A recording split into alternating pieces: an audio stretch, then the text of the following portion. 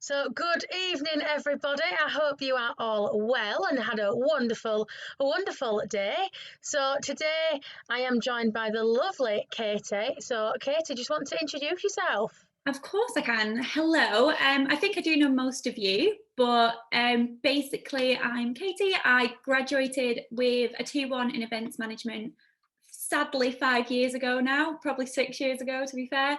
And I work as a senior global summit creator, which is a fancy title for event manager for a company in rework, and I create kind of conferences, workshops, meetups, and dinners and stuff like that for events focusing on artificial intelligence and advanced technology.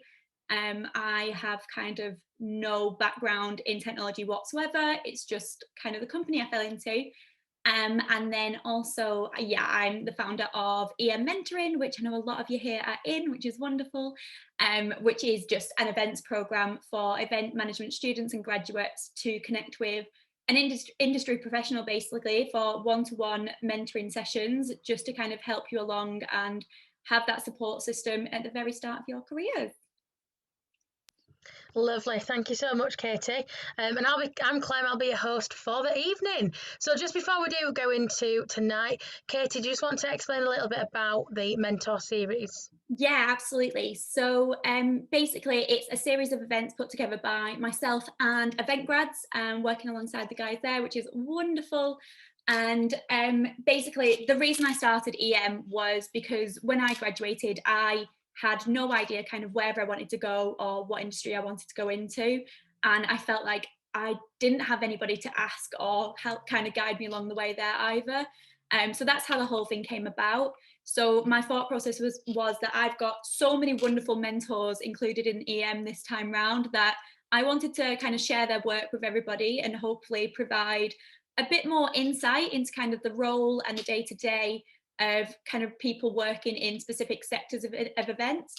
So as of tonight, we have 4 weeks coming up, which cover conferences, festivals, sporting events, and then corporate events.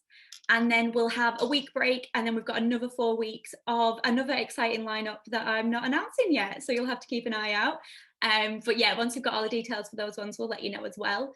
But yeah, it's just a chance to kind of hear more about their career paths, how they got to where they were, how they started, and also kind of any advice or tips they've got as well.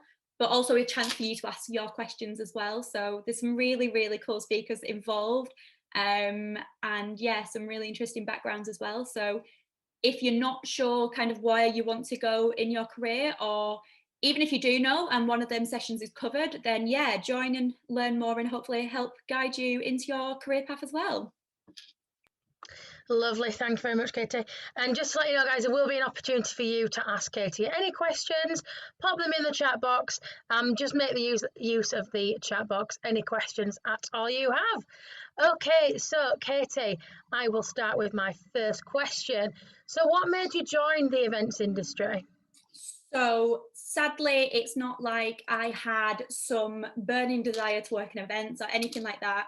I had no idea what I wanted to do kind of at school, going to college. I originally wanted to be an accountant. I did accounts and economics at college, and my accounts tutor sat me down and was like, Katie, you do accounts and dance. I think you need to do something a bit more creative, and possibly the best advice I've ever been given, because that's what led me to events management in the end.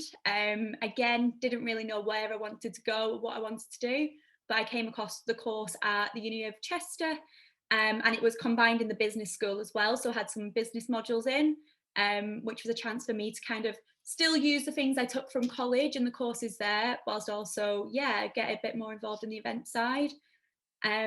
I did a placement within my course. Although it confirmed I didn't want to work in hotels, it did confirm that kind of events was for me and that's what I wanted to do. So yeah, it just kind of fell into it, which I'm sure is the same for a lot of people. Amazing, love that. And where's your path taking you so far? So it's kind of been a very short path in terms of not broad experiences, but basically I started as after I graduated, had no clue where I wanted to go. what role I wanted, industry, sector, whatever it may be. I was just kind of a bit lost. So I took myself off to America for a few months and did Camp America and traveled for a bit, and came back and ended up working back as a store manager for a part-time job I had at uni. It was only through absolute chance of a wonderful family friend of mine that introduced me to Rework and passed on my CV to them. And basically I volunteered at one of their events in London. They invited me down, so I was from Manchester at the time. I went down to volunteer for the day, and I was offered the job from there, which was amazing. So I didn't even have kind of a real job interview process or anything like that. So I'm really, really unfortunate, and I know it doesn't work this way for everybody. So yeah, basically I've been in this role for 5 years as of next month. But I've basically worked my way up kind of within that company as well. So it's a very small team, which I'm kind of really grateful for. And I started as in a kind of junior entry level role and became senior within the first 3 years. I also got offered an additional job role as the head of learning development for the company as well. So I work on kind of personal and professional progression and training and all that kind of stuff with everybody else in the team. And yeah, I've kind of just adapted and had to take on every role that's given to me, basically. As a small company, so when I first started, I was the first person they hired out of their original founding team. And so basically I just had to do whatever needed doing. There was only 4 of us. So I did a bit of marketing, a bit of sales, writing blogs, whatever needed doing, I was doing it. So kind of a mixed variety of experience within the one role, but yeah, just kind of the one job so far. Love that. Thank you, Katie. That leads me into my next question. What is your current role at the minute? So yeah, as I said, it's a senior global summit creator, which is a very long and fancy title. But it basically just means I'm an event manager and conference organizer. So part of my company, the main events we do are the conferences, which we do call summits. So if I say that I mean a conference, it's the same thing. Again, just terminology we use. But it's actually a really difficult question to answer because there's so many different parts of my job. But yeah, the conferences is the main part. So there are other kind of smaller events and dinners, which I actually love doing a lot as well, because they're just much easier to handle. But the conferences are kind of the main thing. So they are international. I host events mainly in the US and Canada, but I've hosted events in kind of Singapore and across Europe and Hong Kong as well. So yeah, a lot of my work includes traveling. And yeah, that's kind of everything really. I think what I want to say is going to go into a different question, but in terms of my job, that is what it is. And I just want to say as well, in terms of conferences in general, with regards to kind of my experience, it differs to what a conference actually is in terms of there isn't kind of a set event type that falls under conference. It can be so many different things. So understanding that they can be hugely varying in size. So even just my company, I can have an event, a conference for 200 people. I could have one for 800 people. But depending on what the event is, for other companies, they can be absolutely huge.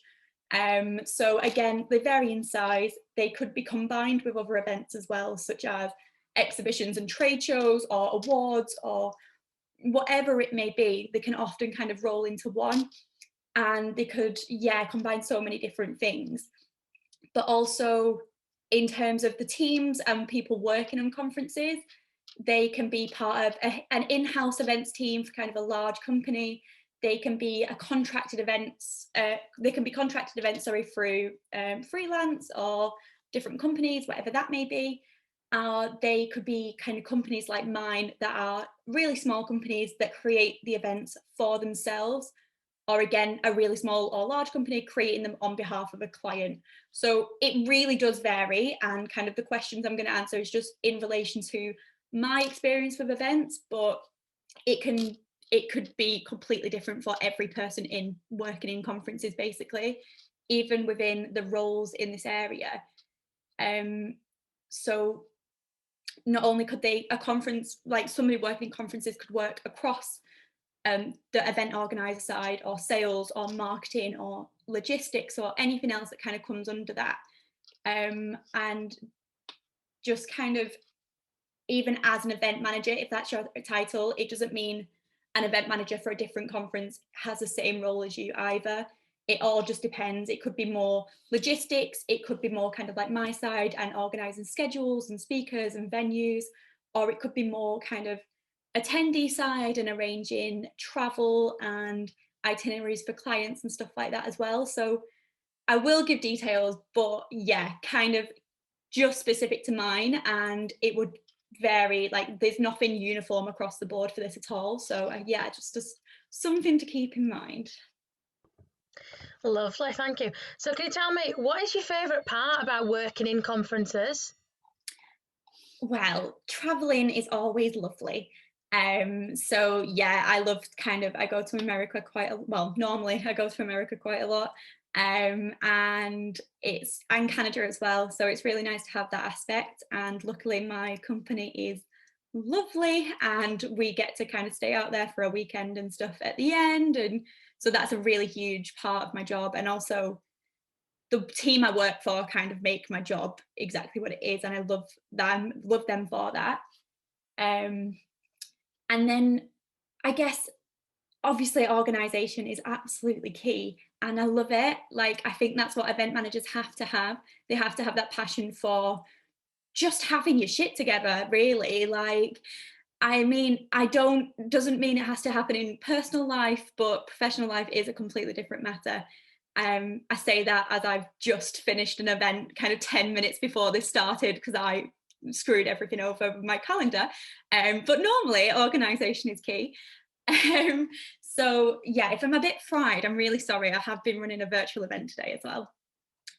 But then also, yeah, my other favourite thing is with having the learning and development side of my role. It's not kind of event related, but I love kind of watching people progress in their careers and seeing people like get jobs or funding from my events as well. So the attendees that come to my events, they can be kind of a new startup, they can be students, they can be kind of industry leaders, whoever they are. Just watching those people come together and seeing the kind of collaborations that come out of the events that I kind of put on is so rewarding. For example, yeah, people getting jobs out of it, people receiving funding or partnerships with bigger events. A startup that attended my event then got acquired by Google, I think it was, after attending and stuff like that. So it's just providing that connection and seeing that all come together. And like I say, I've got no interest in I had no interest in the technology side of things beforehand. It kind of just seeps in when you're working with it every day. But yeah, I think it's the same for all events, just kind of watching people come together and what can come of that is really, really nice. Amazing. And in terms of your day-to-day role, Kate, can you just give us an example of what does a typical day in the life of Katie look like? It can be so varied. And again, I think that's a wonderful part of being an event organizer, is that no day is the same. And that's what helps keep it fresh and keeps you motivated and keeps you active as well. And again, I work for kind of it was a startup when I first started. We're now kind of past that stage. But again, we're still small. So again, it differs for a lot of other people working in conferences. But my day-to-day just depends on what stage of an event I'm at. So to kind of give you an overview of my job role in general, basically I am, senior event manager. I get given an event and I will run that from start to finish. So that can be include researching the topic that we're going to cover, make sure we're hosting it in the right place. And kind of in technology, there's like different locations that are hubs for certain things. So for example, Silicon Valley in San Francisco is obviously a huge tech place. So we have a lot of events there. But then Boston has loads of kind of healthcare related things. So we always do healthcare focused events in Boston and stuff like that. So I need to make sure we are covering the right topics, cover them in the right places, and yeah, make sure everything's fine that side. I'm in charge of finding and managing venues. I'm in charge of creating the schedules for the event. So again, a lot of research that side in terms of relevant topics that are in the news, kind of the newest technology and the advancements that side, finding the right speakers, inviting them to speak, and then also kind of, yeah, working with the rest of the team, managing everything, make sure everybody's got what they need from me in terms of all the updates of where I'm at with preparations so they can push in terms of marketing or sales and get that side of things in, and sponsorship as well. Basically, it all kind of rolls together. And then as we get closer to events, it's my job to order inventory, make sure we've got all the suppliers in line, that everybody knows what they're doing and when, and all of that kind of stuff, as well as running the events on the 2 days as well. And also post-event stuff that you don't really think about at the time, and making sure we're getting as much feedback as possible and taking that on board and all of that kind of stuff. It sounds like that's really kind of not a lot to put it into kind of such a small kind of frame, but that process can take anywhere up to kind of anywhere between 4 and 6 months per event, I guess. And then you're also working on multiple events at once, so they're all in different stages at one time and that kind of thing too. So things do kind of change, yeah, massively. So my days vary, but the main kind of the biggest part of my event is basically the agenda. People don't attend if I've not got good speakers or I'm not covering relevant content. So there's a lot of kind of research side, and I spend most of my life on LinkedIn. So it's, yeah, once I've kind of found out those key people in the industry that are doing the work, I have to invite them to speak, and if they do kind of confirm and get back to me from there, then it's a case of managing that whole process as well, make sure their presentation details are all set up and ready to go, and they know what they're doing and where they're going. So obviously it currently varies hugely as well for virtual events. So I've replaced venue logistics with event platform logistics, basically. A lot of research. So just like I do research to find the right venue, I now have to do research to make sure I'm using the right event platform. As I normally set up all the catering and the event logistics with the venue itself, I'm now sorting that out on the event platform and adding the schedules, making sure all the right sessions are available and they're varied, and it's not every event's just a Zoom like this, and there's different kind of interactions going on as well, and creating that in-person event virtually as much as possible too. So the last year my job has been the same, but with so many new aspects to it that I had no experience in beforehand, that we're now kind of absolutely smashing and rolling events out every few weeks. So yeah, again, so in terms of my day-to-day, so yeah, it is massively varied, but it's kind of the same cycle per event. Amazing, thank you very much. So in terms of skills then, Katie, what are the key skills required for your job role?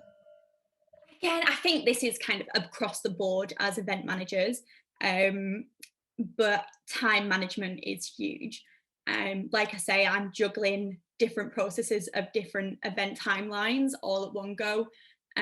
So knowing deadlines, what's got to be done by when, how long something's going to take me as well. That was something I really struggled with in the early stages, just because you don't know how long something takes when you're doing it. And sometimes things take ages to pick up. Sometimes you can just get them done really easily. So I think, yeah, juggling time management is constantly something that I'm working on and something that's massively important. I'm always trying kind of new ways to do it and new skills. And no matter how hard I try, what platforms or apps and stuff I use, when it comes to an event week, everything will be scribbled down on a notepad. So I'm useless. Like, I try my hardest to tell everybody what I'm doing when, but it's all just scribbled in my notebook. So, but yeah, that's something massively to consider. And then again, organisation. As soon as somebody kind of starts an event role in my company, the first thing I tell them to do is set up email folders, because looking at someone's inbox with all of their emails in it freaks me out. Like, I can't even. my boyfriend has like thousands and thousands of unread emails just on his phone, like his normal account, and I just can't handle it. So organization and things that side, and also kind of as a manager as well, I have to make sure things are organized for events for other people to be able to come in and pick them up too. So part of my role in the learning and development and senior CO side of things is, sorry, senior CO is conference organizer, and forget abbreviations that are just in my company. So yeah, I make sure we have kind of checklists, to-do lists, guides, templates, and everything wherever I possibly can to help just make them processes easier. So per event, we have a massive conference organizer to-do list that stems from the original finding a venue stage all the way up to post-event. There's so many tabs, there's so many things to tick off, but it's basically like an event Bible of everything my job is for that whole event. So yeah, having things like that and making sure everyone then knows where I'm at with my event too, so they know what stages are done and what they can ask me for, what I'm yet to do, that kind of stuff just makes everything clearer. And again, that kind of comes into my next skill I was going to say of communication. No event is no conference is kind of run just by one person.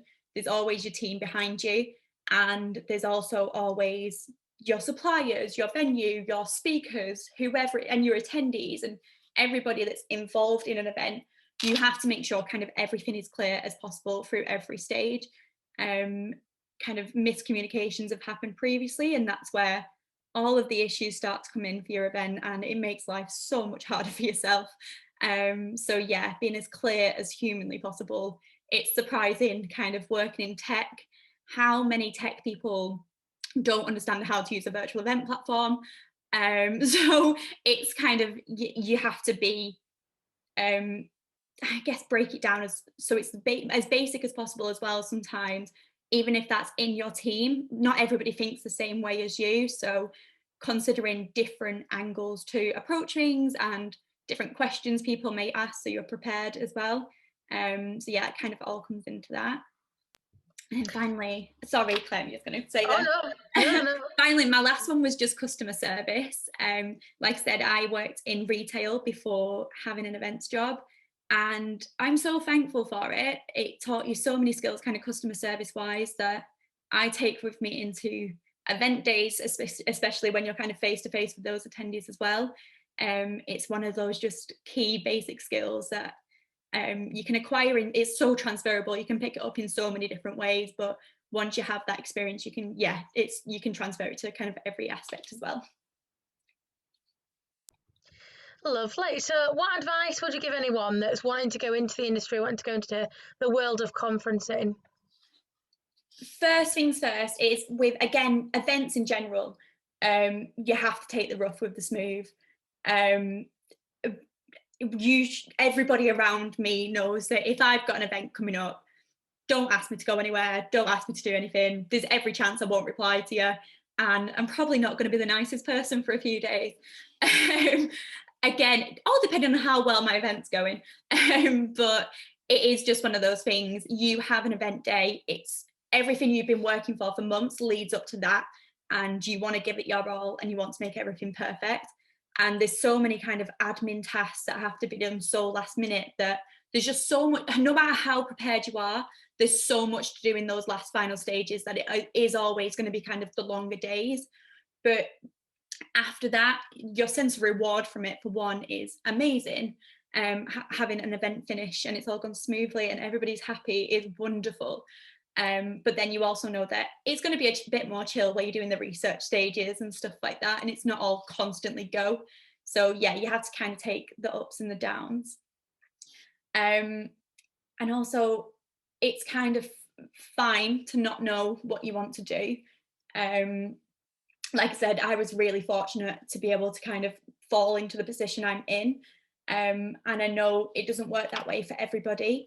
And that's kind of, yeah, why EM kind of came around as well, because I don't know what I would have done without that kind of helping hand from a friend.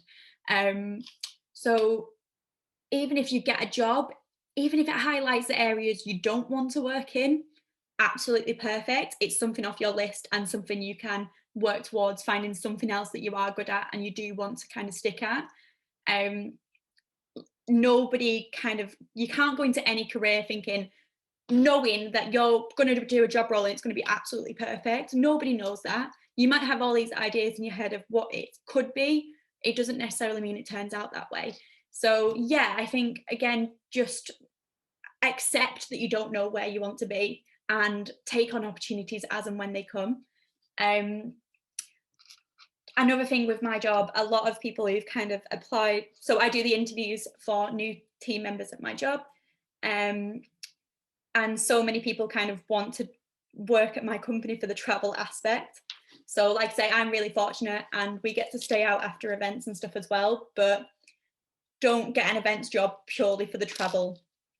A lot of people I know that work in conferences or similar events that are international, they will go to a venue and they will not see the outside of that venue, and then they will fly straight back home.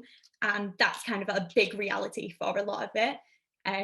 So I wanted to kind of be as honest as possible, because as soon as people hear that I travel internationally for events, they're like, oh my God, I want a job where I can travel. And it's not quite the same.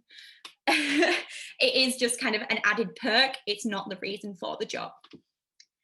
And in terms of conferences itself, there's a conference for everything you could possibly think of.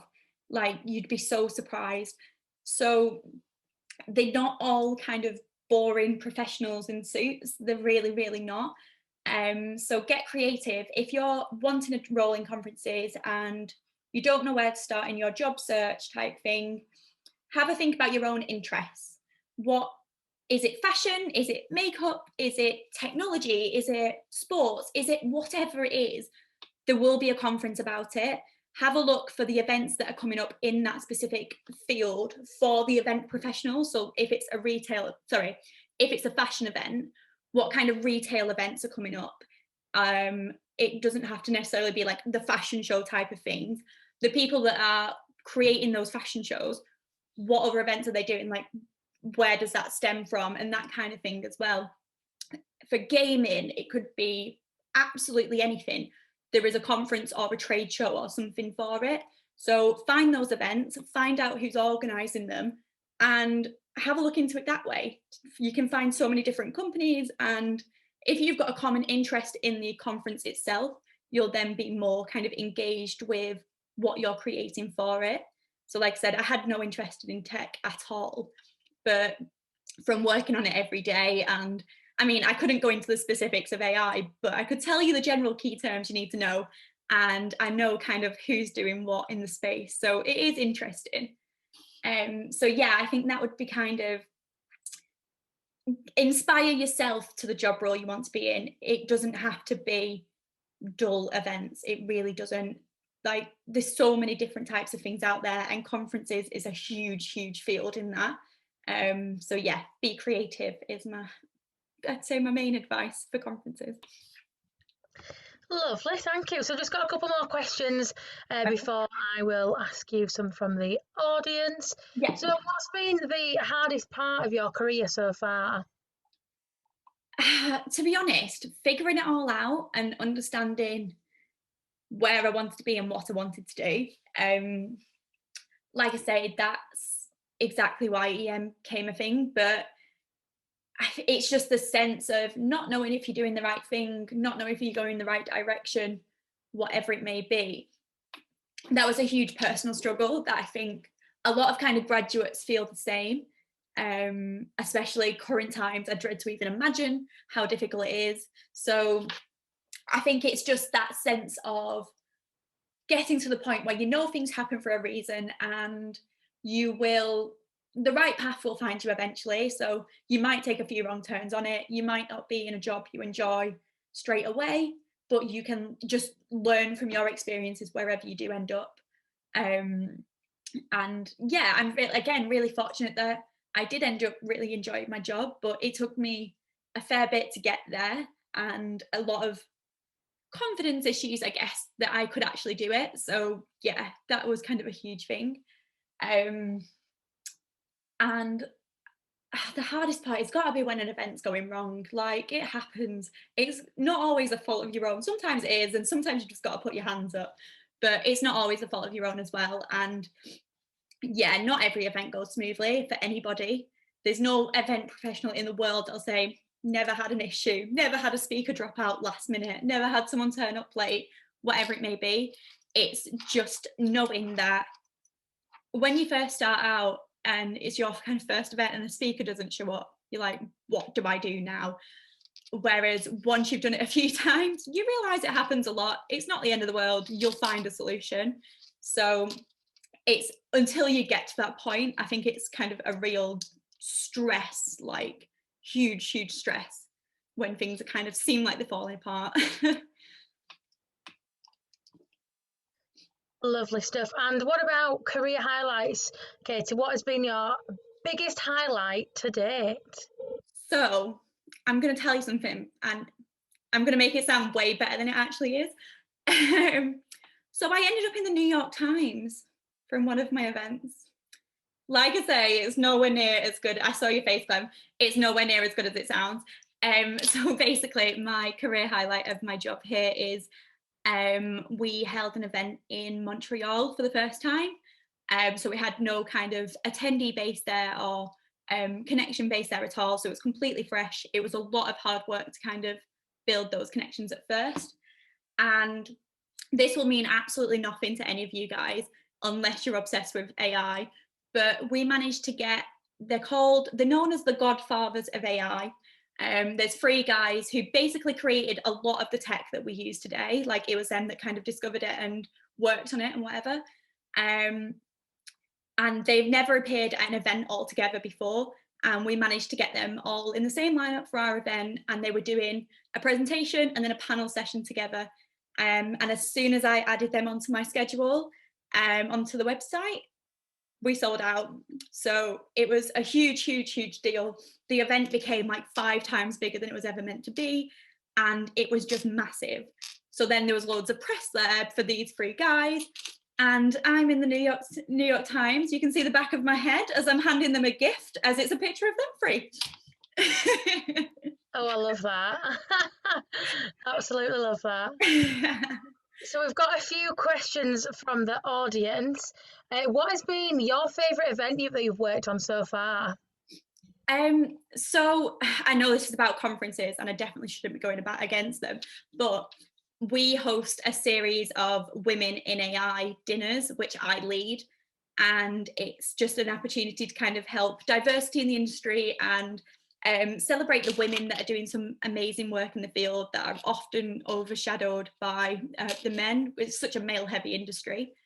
So yeah, we do some women in AI dinners, and they're the nicest events to work on. They're just so lovely, and it's just such a kind of a female empowerment situation when you just walk into a room full of women in tech that are doing insanely incredible things, and they're all coming together and networking and meeting and yeah, lifting each other up so much as well. So they're definitely my favorite ones to do. Oh, I love that. I love that so much. Female empowerment. So a question about your role and the company. Yeah. Are you the only event manager in your company? Because it sounds like you're doing 5 people's work. Well, no, I'm not normally until tomorrow. My colleague, so unfortunately due to COVID, we had to reduce the team massively. So we went from a team of 12 to a team of 6, which is, yeah, a huge shame. And then it was left to me and another conference organizer who is leaving tomorrow. So it's just going to be me for a while. But we have some new roles coming in to help me along as well. So yeah, I forgot what the question was. What was the question? It was. Is it just me? Basically, are you the only event manager? Oh yeah. 5 roles. For a little while, I am. Love that. And then we have a question. As a student, how would you recommend best preparing yourself for a role in conferencing? And is there any sort of terminology or any knowledge that you could give beforehand that you need to know beforehand? I think it's hard because when we're hiring people, we often do hire graduates, and we specifically look for kind of entry-level people because everyone that's in the company so far has come from that point with us. So we try to encourage that as much as possible. So with us for interviews, we don't kind of expect graduates to have all of the knowledge, like we really don't, which I guess is different going into kind of really competitive big corporations when they're looking for you to have 20 years experience already. But I think where possible, you don't have to relate it to conferences in general, just relate it to their events. So research that company as much as possible, have a look at their content online, see kind of, they'll share clips of videos, recordings, interviews, sessions, whatever it may be from their previous conferences. So look at them, get a real sense of what they're about, and kind of utilize what they share as much as possible. Terminology again is really difficult because every company uses different terms, like it's mad.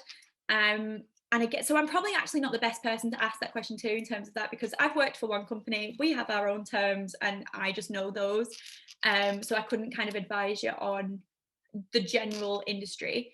But like I say, there's a lot of transferable skills that come into events management. So you might not have had the events experience specifically, but you will have kind of so many things, even if you've got a part-time role, even from doing projects at uni, whatever it may be, that can be transferable. So think of like the bigger picture of things like that as well.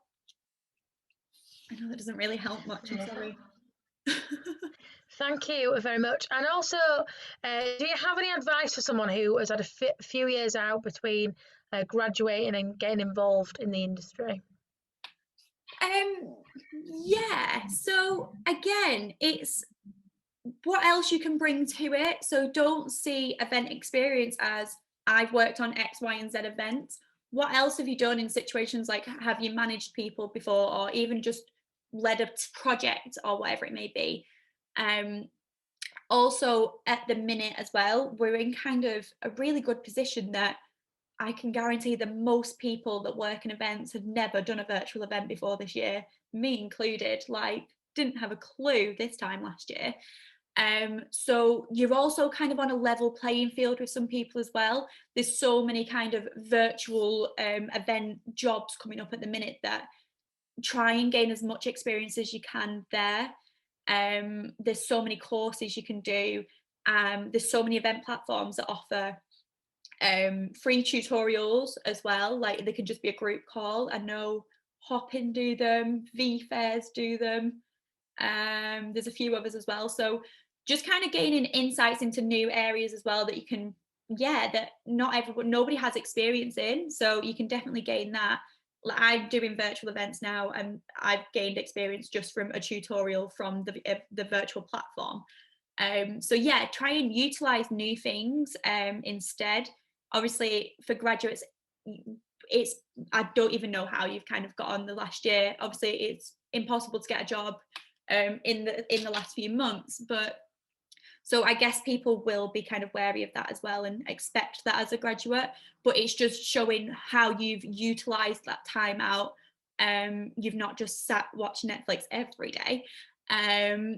Most days is absolutely fine, but you've done you've used your own initiative, you've joined different virtual events to get a feel of how they are, you've done the tutorials, you've done different courses, just showing that you're proactive and passionate and still ambitious to be in the industry, for me, would be more than enough. Oh, I love that, Katie. And what's the best bit of advice that you've ever been given? Other than don't be an accountant, I guess it's just kind of accept your own path. Don't compare yourself to others. And my manager told me that she wasn't always going to answer my questions. She was going to make me answer my own questions. And at first, I really, really disliked her for it. I really did. But then when it came to it, I knew the reason she was doing it was because I knew the answer. I just didn't have the confidence to say it. So her pushing me to say it, then it's changed it from me going to her with a question saying, what do I do? Me going, I've got this problem. I'm going to do this, or I could do this. Help me. What do you think? And now she's just like, yeah, you're right. Do the first one. Perfect. So yeah, I think it's just not necessarily advice, but just different approaches. And that one was exactly kind of that led me to becoming a manager and stuff as well. Amazing. And we've got, as a student, do you have any LinkedIn tips that you could share with us? Oh, I chatted about this with the event grads team recently. Make sure your profile is active. Make sure you're posting comments. You're leaving your own kind of, yeah, writing your own posts, sharing your own content. Stay active and, yeah, like other people, interact with other people's. If you're sending a connection, send a reason as to why. Make sure you add a note to that connection. Don't just kind of send it on the off chance they'll accept. Send it with a reason why they will accept and give them no reason to say no. And don't be afraid to reach out to people. Before I started EM, my network was all within the tech side of things. And since starting, I now have kind of a huge network in the event side of things, which is wonderful. And that was all just purely based on people being lovely. Like, they are so willing to help. And you reaching out to ask them a question, I'm sure they'll be more than happy to answer it. So yeah, don't be scared to make connections. I absolutely love that. And I echo that exactly what you've said, Katie, there. You know, people are so willing to talk and just to help. When they see that passion, you know, they really want to help you along your journey. Absolutely. Um, yeah, definitely. So if you could go back, Katie, to when you just graduated uni, Yep. what advice and tips would you give yourself? Um, to be more flexible. Like, I don't know what like I said, I didn't know what I wanted to do, but I then also really restricted myself to what I was looking for job wise as well. So, and I think it was just kind of lack of knowledge of, I'm going to look for event manager in Indeed, and like I was getting nowhere. So yeah, I think kind of to, yeah, allow myself a bit more flexibility, and also to not pressure myself. I had friends that, whilst I was off traveling, got really wonderful jobs and were traveling and all sorts of cool things with their jobs. I'm like, God, my job's going to be rubbish in comparison. And actually, it's not. Like, I've ended up getting a really good job, but I kind of put myself off applying for things, thinking, I'm not going to be able to get that. So yeah, be flexible, be adaptable, and push yourself. You never know kind of how the person reading your application may relate to you in some way. So yeah, don't ever stop yourself applying for something based on you not thinking you're good enough. Amazing, I love that. And for anybody that wants to get into the conferencing side of things, have you got any sort of tips where to look for online courses, or gives you a bit more insight into what what it involves? Any qualifications that are out there that you know of? Yeah, I guess qualification wise, I'm not massively sure, but in terms of um, courses and stuff, there are a few out there of just kind of conferencing skills and understanding the different types of conferences as well. It's not always something that's included in uni courses. Um, yeah, even if it's not a course, there's so many articles and stuff out there for understanding the different types of events and like specifically conferences as well. So have a further understanding on those and what's included in a conference.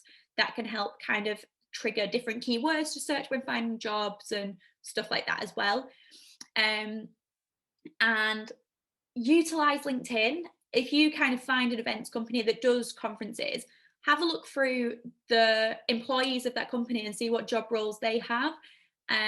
See if anyone on their profiles has details about where you can add your detail about your job role. See if they kind of give you any insight as well. But yeah, like I say, get creative with it. Find out, kind of transfer it from what things that you're passionate about, and find an event in that field as well. That might be a good place to start. Amazing, thank you very much. And how have you found the transition to virtual events?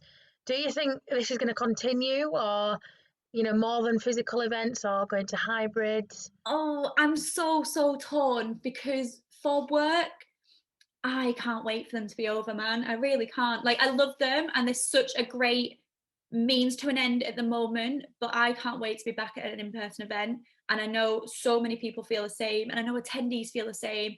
just think of how desperate we all were to get back to the shops, to get back to the pub, to get out and see our friends. People who attend events regularly for their roles and stuff at work, they'll be feeling the same, and they can't wait to get back into event doors as well. So for my personal job, no, I do, they will go hybrid for a while, but I think we'll have kind of a weird in-between stage before going back to in-person completely. But then for me personally, with like EM and the event grads team and all the wonderful events you do, they've been so much easier to do virtually when we've got no funding behind you and that kind of thing. Like, there's such a place for it, there really is. And to be able to connect students from everywhere and stuff like that, that I hope there is kind of still a focus on them as well. Even if it's just us guys running them, like I'll stick with it as long as you're all here. But Love that so much. Oh, sorry, go on. I say love it. Transition wise, yeah, it was basically like starting again.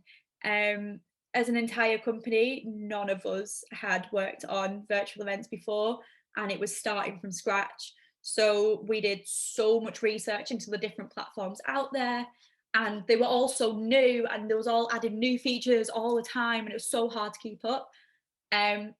We trialed a few different ones. I know we used VFairs, that was wonderful, but didn't give us everything we wanted.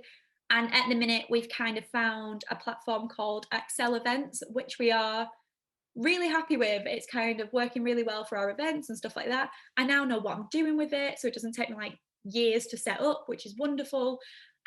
So the transition has just been a learning curve, and now I can tick off that I know how to run a virtual event as well. So just taking the positives from them wherever you can at the minute. Absolutely. So I'm going into my final year from doing a placement year. And do you have any tips for final year? Is there anything that you would have done differently when you graduated? For final year, I would say, it's such a toss up between you don't have to go out every week, but you should also go out every week. So I'm going to say, when you tell yourself you need to stay in and do work, stay in and do the work. You can always go out the day after, is my advice. So like I say, I got a 2-1, and looking back, I know that if I applied myself a bit more, I could have got a first, and that is killer, knowing that I could have just put more effort in. So don't let yourself kind of regret it. Don't let you put yourself in that position. And yeah, it's so important. Work at it as hard as you can, and the rewards will be endless. Absolutely, definitely. And there's no better feeling than graduating, getting those results on paper, walking on that stage on graduation. I did this. Oh, it's such a good feeling. Absolutely. So another question, Katie, how do you celebrate the diversity of ideas and people in EM mentoring and the company that you work for? And how can EM mentoring promote diversity and inclusion? So diversity wise, in terms of my company, we had kind of the opposite issue you expect to have in terms of diversity, like male female gender balance. We were a fully female company for a really long time, so we're female founded, hence why we have such a focus on the women in tech side of things as well. And then I remember the point of like, guys, we really need to hire a man, like this is a joke. So finding a guy that was comfortable working with a team of like 6 women at the time as well was a struggle, man, but we found one and he's good, and he was like our gateway to the other guys now in the team. But I think inclusion and diversity is such a huge topic, and rightly so, and it's becoming even more important. From the EM side of things, again, something I was really conscious of. I know that, like I say, personal experience wise, my events career has kind of been really female heavy. My course at uni, there was only a handful of guys in the course. My company was all women. But I know for a lot of different sectors and events, that's not the case, specifically things like conferences and sporting events and stuff like that. So yeah, I want to try and encourage that as much as possible with EM. Again, it's still kind of really female heavy in terms of applicants and stuff, but there are definitely kind of more guys than I anticipated within that group too, which is wonderful. And kind of the inclusion side of things, I want to make sure that my approach to this was, if I'm helping people start their network and start making their own connections, if you start that with a diverse group of people from the very start, it's only going to stem from there. So with I'm kind of working with groups like it's called Black and Events, sorry. So I'm working with them, and I kind of do cross promotion with things on them on Twitter and stuff like that. So yeah, that's my approach, is if we can create diversity from the start with the new students, then going forward, that's just going to be part and parcel, and we don't even have to think about it anymore. It's just going to be natural. Absolutely. And this one is more to do with questions more to do with your job role and, Yeah. you know, when choosing the speakers. So what do you do when you're choosing speakers for a specific topic of technology that you've not got much expertise in? And how do you think of the themes for the content? So, in terms of topics, they kind of stem from various different things. A lot of it being interest from the events we do have. It kind of just stems from there. So, our company events, they started off as general, it's called deep learning. So, basically, I don't know how to explain this really quickly, but artificial intelligence then breaks off into kind of a more technical side, which is machine learning, and then an even more technical side, which is deep learning. And that's kind of like the real specifics of it all. So our events started with just deep learning in general. And then we saw, as more more companies adapted the technologies to their company, that different areas came out of it, and we'd see more attendees from the finance side or the retail side or whatever it may be. And then we created events that kind of reflected the people that were coming to our events, if that makes sense. So it's now split off into like AI in finance, AI in retail, AI in healthcare, and all these different areas. And we basically just have to keep on top of news articles, like academic conferences, the people that are currently doing all the research. So we keep an eye out on those. There's a conference called NeurIPS, which is like an academic papers conference for AI. And it's basically all the leaders of the industry in there. So we make sure we know what they're kind of talking about every year and stuff as well. So that's how the topics kind of come around. It's basically purely on research and feedback. But then speakers wise, I'm not technical. I don't know what it means a lot of the time. And I'll read an article and spend most of my time Googling the words that I've just read. So it is just a point of, I now know the keywords I need to look out for within that topic. And it was possibly one of the biggest challenges to my job in terms of getting my head around that side of things as well. But it just comes with experience. So yeah, I will kind of look into, there's always kind of blog posts on the top person in whatever it may be, natural language processing or something like that. And there's always kind of, leaders of that you can then kind of follow their work and who they're working with, and it all kind of stems down from there. But basically, it depends what part of the event I'm at and how desperate I am to get speakers confirmed. So at the beginning, it starts out really nicely, looking for the latest on Google Scholar, for example, searching for recent released, what's the word I'm looking for? Conference papers and research papers. And then it'll go to kind of recent news articles, who's been mentioned in the news for doing what. And then it'll just come to searching keywords on LinkedIn and finding people that work at kind of interesting companies from there. So I know that kind of the big names in tech are going to attract more attendees to my events. So I'm looking for places like Google, Apple, Facebook, whatever it may be. And then again, that kind of stems into the different topic areas as well. So today we've had an event on retail. So it was companies like ASOS, Amazon. There was somebody from H&M, stuff like that. So it's just kind of going for your big names as well as your academics and the people kind of leading the research as well. Amazing. We've just got a couple more questions just in time.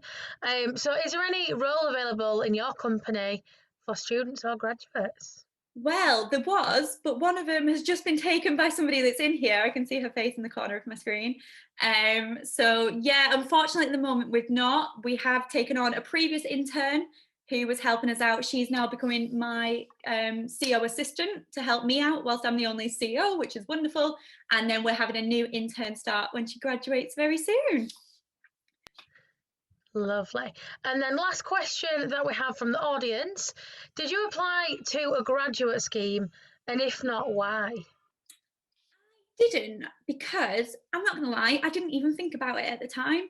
Like, in my head, you don't really see graduate schemes for event management, I guess.